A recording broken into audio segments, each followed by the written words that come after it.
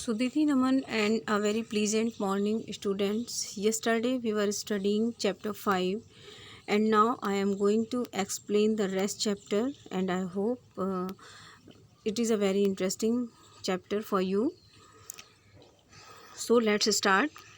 In 1951, mountaineer Eric Shipton and his party were exploring an unknown part of the Himalayas.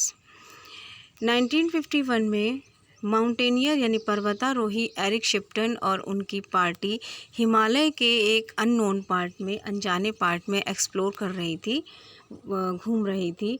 When they came across A line of strange footprints in the snow, तभी उन्हें बर्फ़ में snow में अजीब से पैरों के निशान की एक लाइन दिखाई दी।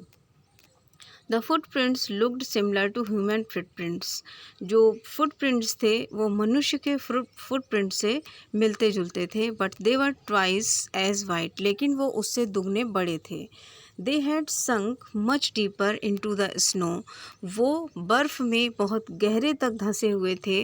Then the climbers boot prints, जो पर्वतारोहियों के बूट प्रिंट्स होते थे उनके कंपैरिजन में वो फुटप्रिंट्स बर्फ़ में बहुत अंदर तक धंसे हुए थे। So they must have been made by an incredibly heavy creature, so इसलिए उन्हें ऐसा लगा कि ये किसी इनक्रेडिबली अविश्वसनीय हैवी क्रिएचर, बहुत ही बड़े प्राणी के द्वारा बनाए गए थे। मोस्ट अमेजिंग ऑफ ऑल, और सबसे ज़्यादा आश्चर्यजनक चीज़ ये थी, the clear toe print showed, जो अंगूठे का जो निशान है वो बिल्कुल साफ दिखाई दे रहा था। That the creature was walking barefoot in the freezing snow, सबसे आश्चर्यजनक चीज़ ये थी कि उस बर्फीली फ्रीजिंग स्नो में जमी हुई बर्फ़ में वो प्राणी नंगे पैर टहल रहा था, क्योंकि उसके जो अंगूठे के निशान थे वो बिल्कुल साफ दिखाई दे रहे थे। In 1970 another mountaineer had an even closer encounter with a yeti. 1970 में एक दूसरे पर्वतारोही का यति के साथ एक आमना सामना हुआ। Don Whillans was climbing in the Himalayas when a Sherpa guide called out yeti coming. Don Whillans एक शेरपा गाइड के साथ में जब पर्वत पर हिमालय पर चढ़ रहे थे तो शेरपा गाइड ने एकदम से कहा, यति कमिंग, यति आ रहा है। डॉन लुक्ड अप, डॉन ने देखा, but only caught a quick look at the black ape like figure before it disappeared behind a ridge. Don looked up, Don ने देखा, लेकिन उन्हें सिर्फ लंगूर के जैसी एक छाया सी दिखाई दी, और वो थोड़ी ही वो उसको देख पाते पूरी तरह से, इससे पहले ही वो डिसअपियर हो गई, अदृश्य हो गई। द नेक्स्ट डे, अगले दिन, Don found the creature's footprints in the snow. अगले दिन डॉन को स्नो में उस प्राणी के फुटप्रिंट्स मिले। They were about the same size as his boot prints, ये फुटप्रिंट्स का साइज़ उनके बूट के प्रिंट्स के लगभग बराबर था। The Sherpa guide told him, Sherpa guide ने उनको बताया, that the footprints were that of a baby yeti, कि ये फुटप्रिंट्स एक बेबी यति के थे। लेटर द नाइट, रात में, डॉन सा द क्रिएचर अगेन, बाद में रात में डॉन ने क्रिएचर को, उस प्राणी को फिर से देखा।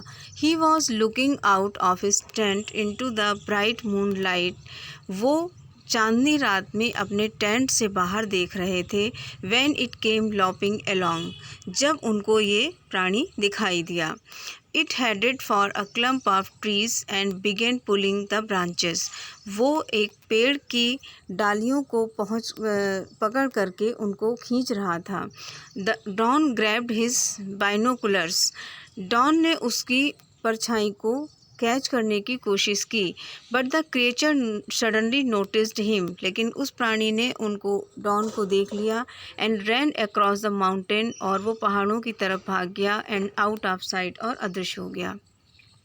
The number of yeti sightings caught the interest of some scientist, बहुत सारे यतीज़ ने साइंटिस्ट का यानी वैज्ञानिकों का ध्यान आकर्षित किया। They studied photos and plaster cast of yeti footprints. इन वैज्ञानिकों ने यति की फ़ोटोज़ को और उसके फुटप्रिंट्स के जो फ़ोटोज़ थे उनको स्टडी किया and then compared them with other animal footprints. और उसके बाद उन लोगों ने यति के फुटप्रिंट्स को दूसरे जानवरों से मैच किया। दे डिसाइडेड, उन्होंने डिसाइड किया that the yeti prints could not have been made by a bear, an ape, an antelope और एनी अदर नोन एनिमल। कि उन लोगों ने स्टडी करने के बाद डिसाइड किया कि यति के प्रिंट्स जो हैं वो किसी बियर, किसी ऐप या एंटीलोप या किसी दूसरे एनिमल के द्वारा बनाए हुए नहीं हैं।